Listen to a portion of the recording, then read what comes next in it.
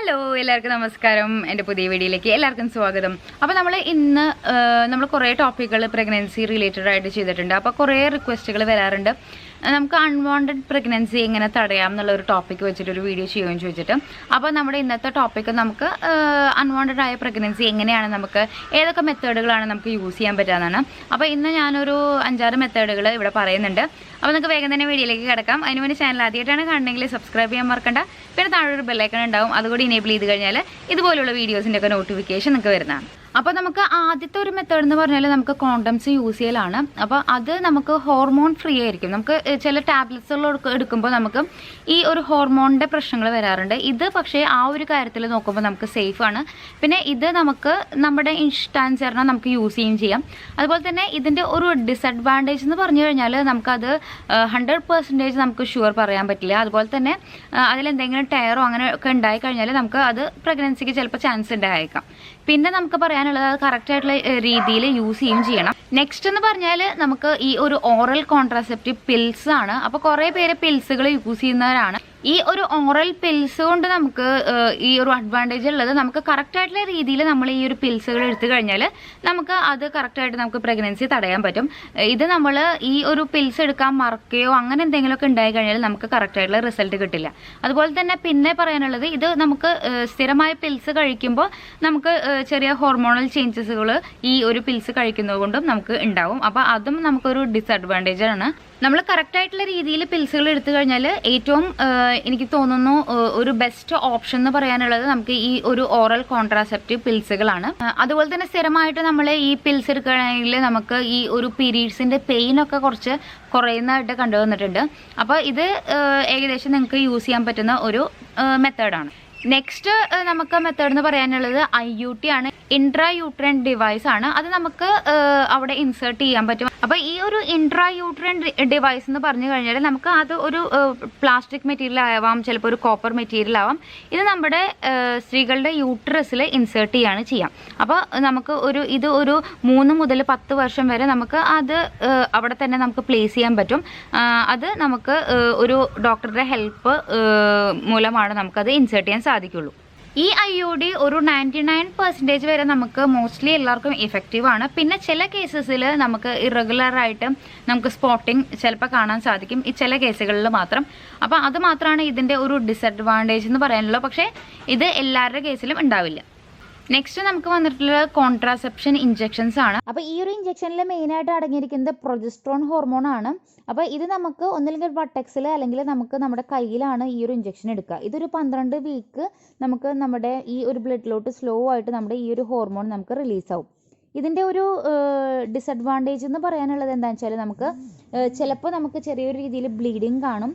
അതുപോലെ തന്നെ നമ്മൾ കറക്റ്റായിട്ട് ഈ ഒരു മന്തൊക്കെ നമ്മൾ കറക്റ്റായിട്ട് നോട്ടീസ് ചെയ്തില്ലെങ്കിൽ നമുക്ക് പ്രഗ്നൻസിക്ക് ചാൻസ് ഉണ്ടാവും. ഇനി ഒരു അഡ്വാൻറ്റേജ് എന്ന് പറയാനുള്ളത് ഇത് വളരെ എഫക്റ്റീവ് ആണ്. അതുപോലെ തന്നെ ഈ ഒരു ഇഞ്ചെക്ഷൻ നമുക്ക് 3 മാസം വരെ നമുക്ക് ലാസ്റ്റ് ചെയ്യും. പിന്നെ നമുക്കുള്ളത് എമർജൻസി കോൺട്രാസെപ്ഷൻ പിൽസുകളാണ്.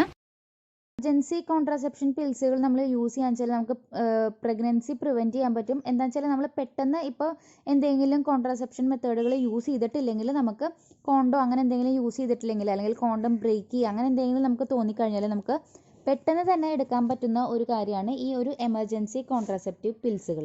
ഇത് നമ്മൾ എത്രയും പെട്ടെന്ന് എടുക്കുകയാണെങ്കിൽ അത്രയും നമുക്ക് പെട്ടെന്നുള്ള റിസൾട്ട് കിട്ടും. ഇതിൻ്റെ ഇത് നമുക്ക് 5 ദിവസം വരെ, നമുക്ക് ഇതിനെ മോർണിംഗ് ആഫ്റ്റർ പിൽ എന്നാണ് പറയുക. അപ്പോൾ ഇതിൻ്റെ എഫക്റ്റ് നമുക്ക് 5 ദിവസം വരെ കിട്ടും. പിന്നെ നമുക്ക് ഇതിൻ്റെ ഒരു ഡിസഡ്വാൻറ്റേജ് എന്ന് പറഞ്ഞാൽ നമുക്ക് ഈ ഒരു മെഡിസിൻ എടുക്കുമ്പോൾ ചിലപ്പോൾ നമുക്ക് ചെറിയ ഒരു ഛർദ്ദിക്കാൻ വരുന്ന പോലെ, വോമിറ്റിംഗ്, അതുപോലെ തന്നെ നമ്മുടെ പീരീഡ് ചിലപ്പോൾ പെട്ടെന്ന് ലേറ്റ് ആവും അല്ലെങ്കിൽ ചിലപ്പോൾ പെട്ടെന്ന് ആവും. അങ്ങനെയുള്ള കുറച്ച് പ്രോബ്ലംസ് വരും ഈ ഒരു എമർജൻസി പില്ല് എടുത്തു കഴിഞ്ഞാൽ. അതുപോലെ തന്നെ കോൺട്രാസെപ്ഷൻ റിംഗ് എന്ന് പറഞ്ഞിട്ട് നമുക്ക് അവൈലബിൾ ആണ്. ഈ ഒരു റിംഗ് എന്ന് പറഞ്ഞാൽ നമുക്ക് ഫ്ലെക്സിബിൾ ആയിട്ടുള്ള ഒരു പ്ലാസ്റ്റിക് റിംഗ് ആണ്. ഇതിൽ നിന്ന് നമുക്ക് ഹോർമോൺസ് റിലീസ് ചെയ്യും. ഇത് നമ്മൾ എന്താ ചെയ്യേണ്ടതെന്ന് വെച്ചാൽ വജൈനയിൽ നമുക്ക് ഇൻസേർട്ട് ചെയ്ത് വെക്കാൻ പറ്റും. ഇത് നമുക്കൊരു 3 ആഴ്ച വരെ നമുക്ക് അവിടെ പ്ലേസ് ചെയ്യാൻ പറ്റും. ഇത് പിന്നെ നമുക്ക് ഈസ്ട്രോജനും പ്രൊജസ്ട്രോണും ഒക്കെ ഇതിൽ നിന്ന് റിലീസ് ആവും. ഇങ്ങനെയാണ് നമ്മൾ ഈ ഒരു റിംഗ് നമുക്ക് ഇൻസേർട്ട് ചെയ്യേണ്ടത്. ഇത് നമ്മുടെ പില്ല് ഉള്ള ഹോർമോണുകളാണ് ഇതിലും ഉണ്ടാവുക. പക്ഷേ നമുക്ക് ഇതിൽ കുറച്ചും കൂടി ലോവർ ഡോസ് ആയിരിക്കും.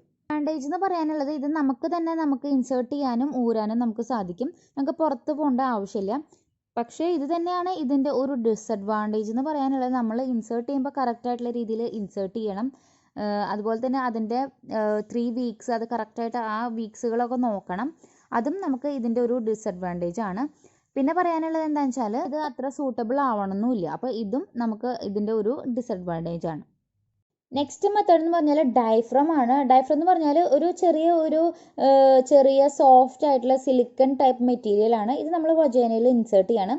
നമുക്ക് സ്പേം യൂട്രസിൽ എൻ്റർ ചെയ്യാതിരിക്കാൻ വേണ്ടി ചെറിയൊരു ബാരിയർ മാതിരി ഇത് നമുക്ക് പ്രവർത്തിക്കും. ഇനി ഇതിൻ്റെ ഒരു എന്താ പറയുക, ഇത് നമുക്ക് 6 മണിക്കൂർ വരെ, സെക്സ് കഴിഞ്ഞിട്ട് 6 മണിക്കൂർ വരെ നമുക്ക് നിർബന്ധമായിട്ടും ഇത് പ്ലേസ് ചെയ്യണം. അതുപോലെ തന്നെ 24 മണിക്കൂറിൽ കൂടുതലായിട്ടും ഇത് നമുക്ക് അവിടെ പ്ലേസ് ചെയ്യാനും പാടില്ല. ഒരു അഡ്വാൻറ്റേജ് എന്ന് പറഞ്ഞാൽ നമുക്ക് സെയിം ഡയഫ്രം നമുക്ക് പലതവണ യൂസ് ചെയ്യാൻ പറ്റും. ഇത് പിന്നെ 2 ഇയേഴ്സ് വരെ നമുക്ക് ഈ ഒരു ഡയഫ്രം നമുക്ക് സിംഗിൾ ആയിട്ടുള്ള ഡയഫ്രം നമുക്ക് 2 ഇയേഴ്സ് വരെ നമുക്ക് യൂസ് ചെയ്യാനും സാധിക്കും. നെക്സ്റ്റ് മെത്തേഡ് എന്ന് പറയാനുള്ളത് കോൺട്രാസെപ്റ്റീവ് ഇംപ്ലാന്റ് ആണ്.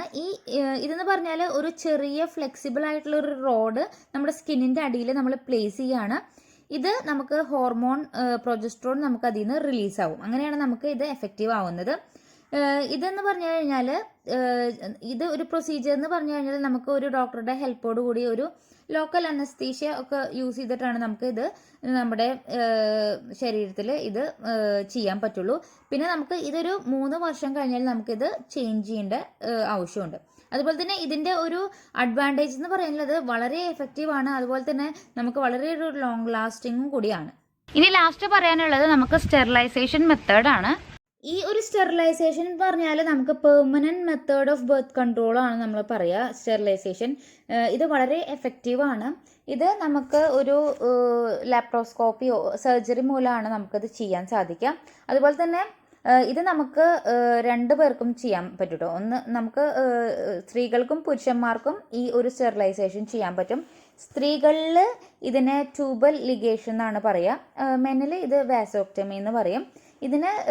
ഇതിൽ നമ്മൾ എന്താ പ്രൊസീജിയർ ചെയ്യുന്നത് വെച്ചാൽ ഫലോപ്പിയൻ ട്യൂബ് ഉണ്ടല്ലോ, ഫലോപ്പിയൻ ട്യൂബ് നമ്മൾ ഒന്നില്ലെങ്കിൽ ക്ലാമ്പ് ചെയ്യും, അല്ലെങ്കിൽ സീൽ ചെയ്യും, അല്ലെങ്കിൽ അത് നമ്മൾ കംപ്ലീറ്റ് ആയിട്ട് ക്ലോസ് ചെയ്യും. ഇങ്ങനെയാണ് ഈ ഒരു മെത്തേഡ് നമ്മൾ പ്രൊസീജിയറായിട്ട് നമ്മൾ ചെയ്യുന്നത്. ഇത് നമ്മൾ എന്താ ചെയ്യേണ്ടതെന്ന് വെച്ചാൽ ഇത് നമ്മളൊരു ഡിസിഷൻ എടുത്തു കഴിഞ്ഞാൽ പിന്നെ ഇത് ചെയ്ത് കഴിഞ്ഞാൽ പിന്നെ നമുക്ക് റിവേഴ്സായിട്ട് പിന്നെ വീണ്ടും നമുക്ക് പ്രഗ്നൻ്റ് ആവാൻ പറ്റുമോ എന്ന് ചോദിച്ചാൽ നമുക്ക് അങ്ങനെ ആവാൻ പറ്റില്ല. അപ്പോൾ ഈ ഒരു സ്റ്റെറിലൈസേഷൻ മെത്തേഡ് ചെയ്യുമ്പോൾ കുറച്ച് പ്രൊസീജിയേഴ്സ് നമുക്കുണ്ട്. അത് നമുക്ക് ഡോക്ടറായിട്ട് നമുക്ക് കൂടുതലായിട്ടും ഡിസ്കസ് ചെയ്യേണ്ടി വരും. നമ്മൾ എന്ത് ബേസിസിലാണ് ഈ ഒരു മെത്തേഡ് ചെയ്യുന്നതെന്നൊക്കെ നമ്മൾ കൂടുതലായിട്ടും ഈ ഒരു മെത്തേഡ് ചെയ്യുക. അപ്പോൾ പ്രസവം നിർത്തൽ എന്നൊക്കെ ഉദ്ദേശിക്കില്ലേ, അപ്പോൾ ഈ ഒരു സ്റ്റെറിലൈസേഷൻ മെത്തേഡാണ് നമ്മൾ ഫോളോ അപ്പ് ചെയ്യാം. അപ്പോൾ ഈ ഒരു 9 മെത്തേഡുകൾ ഞാനിവിടെ പറഞ്ഞിട്ടുണ്ട്. അപ്പോൾ വീഡിയോ എല്ലാവർക്കും യൂസ്ഫുൾ ആയെന്ന് വിചാരിക്കണം. യൂസ്ഫുൾ ആയി കഴിഞ്ഞാൽ ഒന്ന് ലൈക്ക് ചെയ്യുക, ഷെയർ ചെയ്യുക, സബ്സ്ക്രൈബ് ചെയ്യുക. താങ്ക്